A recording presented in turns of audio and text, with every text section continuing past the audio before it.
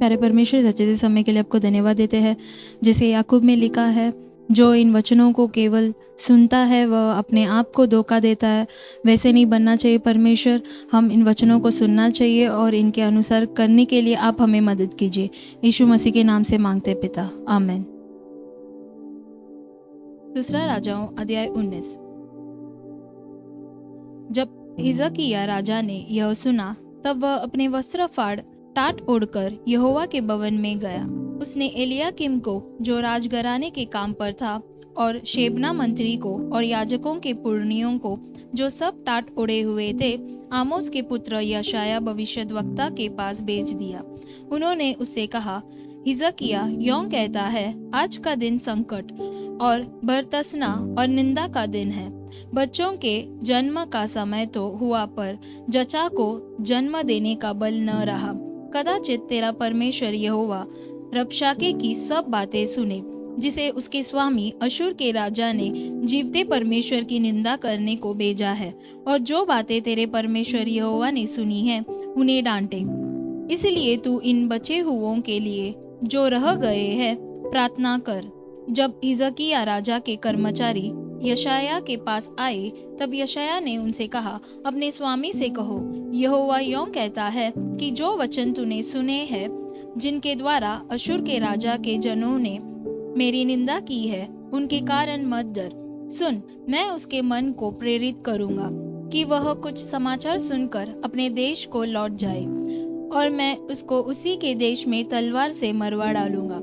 तब रबशाके ने लौटकर अशूर के राजा को लिब्ना नगर से युद्ध करते पाया, क्योंकि उसने सुना था कि वह लाकीश के पास से उठ गया है।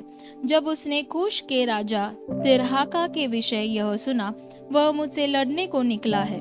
तब उसने हिजकिय्याह के पास दूतों को यह कहकर भेजा, तुम यहूदा के राजा हिजकिय्याह से यों कहना, तेरा परमेश्वर जिसका तू भरोसा करता है, यह कहकर तुझे धोखा न देने पाए कि यरूशलेम अशूर के राजा के वश में न पड़ेगा। देख, तूने तो सुना है कि अशूर के राजाओं ने सब देशों से कैसा व्यवहार किया है और उनका सत्यानाश कर दिया है। फिर क्या तू बचेगा? गोजान और हारान और रेसेप और तलसार में रहने वाले एदेनी, जिन जातियों को मेरे पुरखाओं ने नष्ट किया, क्या उनमें से किसी जाति के देवताओं ने उसको बचा लिया? हमात का राजा और अर्पाद का राजा और सपवैम नगर का राजा और हेना और हिव्वा के राजा, ये सब कहाँ रहे? इस पत्री को हिजकिय्याह ने दूतों के हाथ से लेकर पढ़ा। तब यहोवा के भवन में जाकर उसको यहोवा के सामने फैला दिया। तब हिजकिय्याह ने यहोवा से यह प्रार्थना की, हे इज़राइल के परमेश्वर यहोवा, हे करूबों पर विराजने वाले, पृथ्वी के सब राज्यों के ऊपर केवल तू ही परमेश्वर है। आकाश और पृथ्वी को तू ही ने बनाया है। हे यहोवा, कान लगाकर सुन। हे यहोवा, आंख खोल कर देख और सन्हेरीब के वचनों को सुन ले, जो उसने जीवित परमेश्वर की निंदा करने को कहला भेजे है। यहोवा, सच तो है कि अशूर के राजाओं ने जातियों को और उनके देशों को उजाड़ा है और उनके देवताओं को आग में झोंका है, क्योंकि वे ईश्वर न थे, वे मनुष्यों के बनाए हुए काठ और पत्थर ही के थे, इस कारण वे उनका नाश कर सके। इसलिए अब हे हमारे परमेश्वर यहोवा, तू हमें उसके हाथ से बचा, कि पृथ्वी के राज्य के लोग जान ले कि केवल तू ही यहोवा है। तब आमोस के पुत्र यशायाह ने हिजकिय्याह के पास यह कहला भेजा, इज़राइल का परमेश्वर यहोवा यों कहता है, जो प्रार्थना तूने अशूर के राजा सन्हेरीब के विषय मुझसे की, उसे मैंने सुना है। उसके विषय में यहोवा ने यह वचन कहा है, सिय्योन की कुमारी कन्या तुझे तुच्छ जानती और तुझे टट्टों में उड़ाती है। यरूशलेम की पुत्री तुझ पर सिर हिलाती है। तूने जो नामधराई और निंदा की है वह किसकी है? और तूने जो बड़ा बोल बोला और घमंड किया है वह किसके विरुद्ध किया है? इज़राइल के पवित्र के विरुद्ध तूने किया है। अपने दूतों के द्वारा तूने प्रभु की निंदा करके कहा है कि बहुत से रथ लेकर मैं पर्वतों की चोटियों पर वरन लबानोन के बीच तक चढ़ आया हूँ, और मैं उसके ऊंचे ऊंचे देवदारुओं और अच्छे अच्छे सनोवरों को काट डालूंगा, और उसमें जो सबसे ऊंचा टिकने का स्थान होगा उसमें और उसके वन की फलदायी बारियों में प्रवेश करूंगा। मैंने तो खुदवा कर परदेश का पानी पिया और मिस्र की नहरों में पांव धरते ही उन्हें सुखा डालूंगा। क्या तूने नहीं सुना कि प्राचीन काल से मैंने यही ठहराया और अगले दिनों से इसकी तैयारी की थी। उन्हें अब मैंने पूरा भी किया है कि तू गढ़वाले नगरों को कंडहर ही कंडहर कर दे। इसी कारण उनके रहने वालों का बल गड़ गया, वे विस्मित और लज्जित हुए। वे मैदान के छोटे छोटे पेड़ों और हरी घास और छत पर की घास और ऐसे अनाज के समान हो गए जो बढ़ने से पहले सूख जाता है।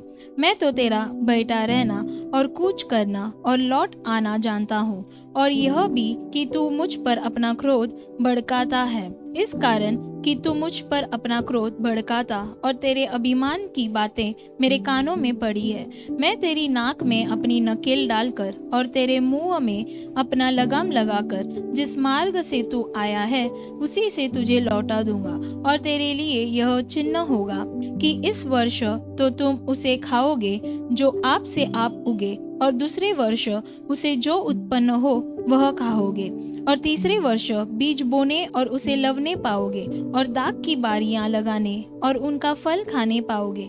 और यहूदा के घराने के बचे हुए लोग फिर जड़ पड़ेंगे और फलेंगे भी, क्योंकि यरूशलेम में से बचे हुए और सिय्योन पर्वत के भागे हुए लोग निकलेंगे। यहोवा वह काम अपनी जलन के कारण करेगा। इसलिए यहोवा अश्शूर के राजा के विषय में यों कहता है कि वह इस नगर में प्रवेश करने वरन इस पर एक तीर भी मारने न पाएगा, और न वह डाल लेकर इसके सामने आने या इसके विरुद्ध दमदमा बनाने पाएगा। जिस मार्ग से वह आया उसी से वह लौट भी जाएगा और इस नगर में प्रवेश न करने पाएगा। यहोवा की यही वाणी है। और मैं अपने निमित्त और अपने दास दाऊद के निमित्त इस नगर की रक्षा करके इसे बचाऊंगा। उसी रात में क्या हुआ कि यहोवा के दूत ने निकलकर अशूरियों की छावनी में 1,85,000 पुरुषों को मारा। और बोर को जब लोग उठे तब देखा कि शव ही शव पड़े हैं। तब अशूर का राजा सनहेरीब चल दिया और लौटकर निनवे में रहने लगा। वहां वह अपने देवता निसरोक के मंदिर में दंडवत कर रहा था कि अदमेलेक और सरेसेर ने उसको तलवार से मारा और अरारात देश में भाग गए। तब उसका पुत्र एसरदोन उसके स्थान पर राज्य करने लगा। आमीन। आमोस अध्याय 4।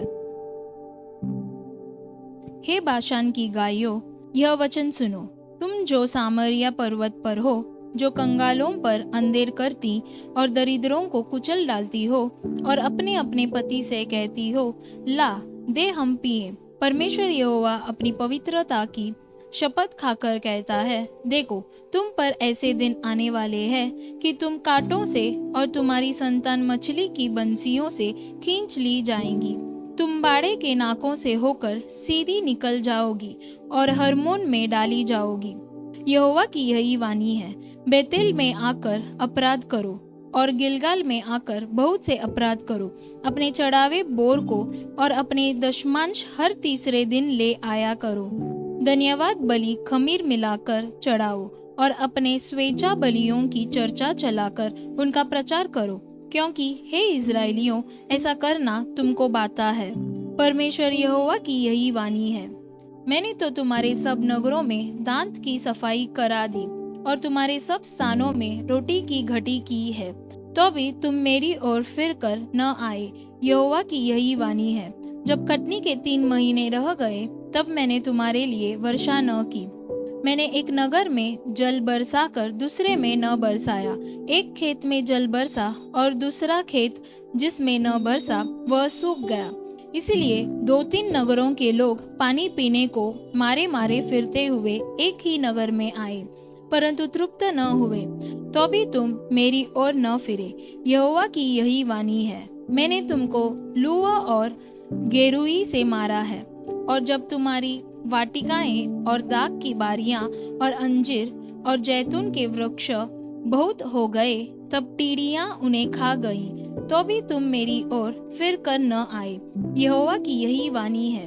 मैंने तुम्हारे बीच में मिस्र देश की सी मरी फैलाई मैंने तुम्हारे घोड़ों को चिनवा कर तुम्हारे जवानों को तलवार से घात करा दिया और तुम्हारी छावनी की दुर्गंध तुम्हारे पास पहुंचाई, तो भी तुम मेरी ओर फिर कर न आए। यहोवा की यही वाणी है, मैंने तुम में से कई एक को ऐसा उलट दिया, उसे परमेश्वर ने सदोम और अमोरा को उलट दिया था, और तुम आग से निकाली हुई लकड़ी के समान ठहरे, तो भी तुम मेरी ओर फिर कर न आए। यहोवा की यही वाणी है, इस कारण हे इज़राइल, मैं तुझसे ऐसा ही करूँगा, और इसलिए कि मैं तुझ में यह काम करने पर हूँ। हे इज़राइल, अपने परमेश्वर के सामने आने के लिए तैयार हो जा।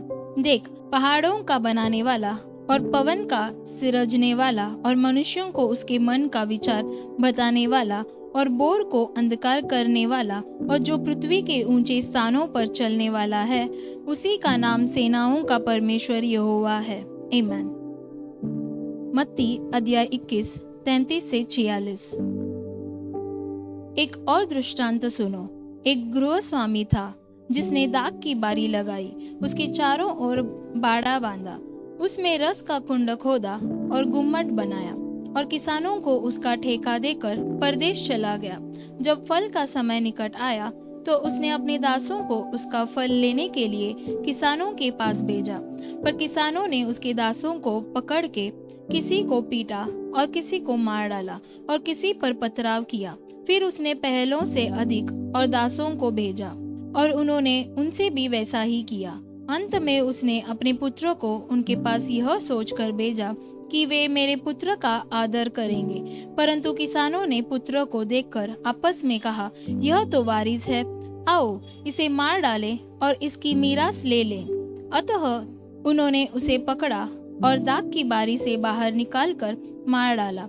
इसलिए जब दाख की बारी का स्वामी आएगा तो उन किसानों के साथ क्या करेगा? उन्होंने उससे कहा, वह उन बुरे लोगों को बुरी रीति से नष्ट करेगा और दाख की बारी का टेका दूसरे किसानों को देगा, जो समय पर उसे फल दिया करेंगे। यीशु ने उनसे कहा, क्या तुमने पवित्र शास्त्र में यह नहीं पढ़ा, जिस पत्थर को राजमिस्त्रियों ने निकम्मा ठहराया था, वही कोने के सिरे का पत्थर हो गया। यह प्रभु की ओर से हुआ और हमारी दृष्टि में अद्भुत है। इसलिए मैं तुमसे कहता हूँ कि परमेश्वर का राज्य तुमसे ले लिया जाएगा और ऐसी जाति को जो उसका फल लाए दिया जाएगा। जो इस पत्थर पर गिरेगा वह चकनाचूर हो जाएगा और जिस पर वह गिरेगा उसको पीस डालेगा। प्रधान याजक और फरीसी उसके दृष्टांतों को सुनकर समझ गए कि वह उनके विषय में कहता है, और उन्होंने उसे पकड़ना चाहा, परंतु लोगों से डर गए क्योंकि वे उसे भविष्यद्वक्ता मानते थे। आमीन।